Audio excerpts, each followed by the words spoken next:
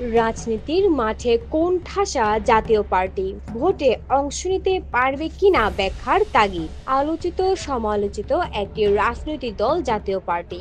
বন্দুকের নলে ক্ষমতা দখলের পর সামরিক শাসনকে বেসামরিক রূপ দিতে যে দলের প্রতিষ্ঠা করেন হোসেন মোহাম্মদ এরশাদ।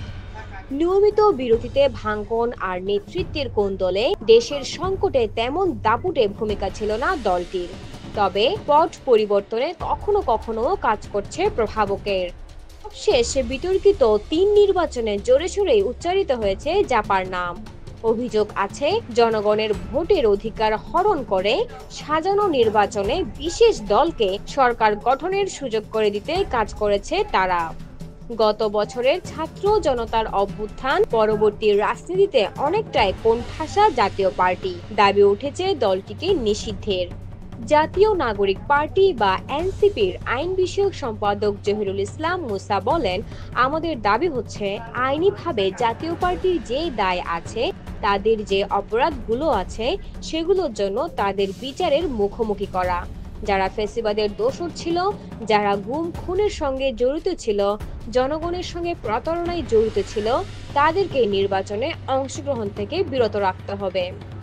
জাতীয় পার্টি জাপা মহাসচিব শামীম হায়দার পাটোয়ারির অভিযোগ করেন, ভোটের অঙ্কে নিজেদের এগিয়ে রাখতেই এমন আওয়াজ তুলেছে কেউ কেউ। তিনি বলেন, নতুন যে দলগুলো আছে, বিশেষ করে গণ অধিকার বা এনসিপি, তারা জাতীয় পর্যায়ে দল হতে পারেনি। ভোট ব্যাংকের গুরুত্বপূর্ণ অংশে তারা অংশ নিতে পারেনি। ফলে তারা অনেকেই ভাবতে পারে জাতীয় পার্টি ভোটে অংশগ্রহণ করলে যদি কোনো দলের সঙ্গে জোট করে, ভোটের অনেকগুলো হিসাব এলোমেলো হয়ে যাবে। পাশাপাশি ভোট করব না, জোট করব না, এরকম যে হুমকিগুলো দেওয়া হয়, সেই হুমকিটা তখন আর দিতে পারবে না। তিনি বলেন, মূলত বিএনপিকে আঁকড়ে বা চেপে ধরার জন্য, বিএনপিকে শ্বাসরুদ্ধ করার জন্যই তারা জাতীয় পার্টিকে নিষিদ্ধ করতে চায় অথবা ভোটে আনতে চায় না। আগে সরকারকে নিরপেক্ষ হতে হবে, নির্বাচন কমিশনকে নিরপেক্ষ হতে হবে, দেশের কাঠামোকে নিরপেক্ষ হতে হবে, তখন অবশ্যই জাতীয় পার্টি ভোটে যাবে। জাতীয় পার্টি সবসময় ভোটে যেতে আগ্রহী। দল হিসেবে আওয়ামী লীগের কার্যক্রম নিষিদ্ধ করেছে সরকার, স্থগিত আছে তাদের প্রতীকও। তবে জাতীয় পার্টির রাজনীতির বিষয় নেই কোনো আইনি নিষেধাজ্ঞা, তাই নির্বাচন অংশগ্রহণে বাধা দেখছেন না বিশ্লেষকরা।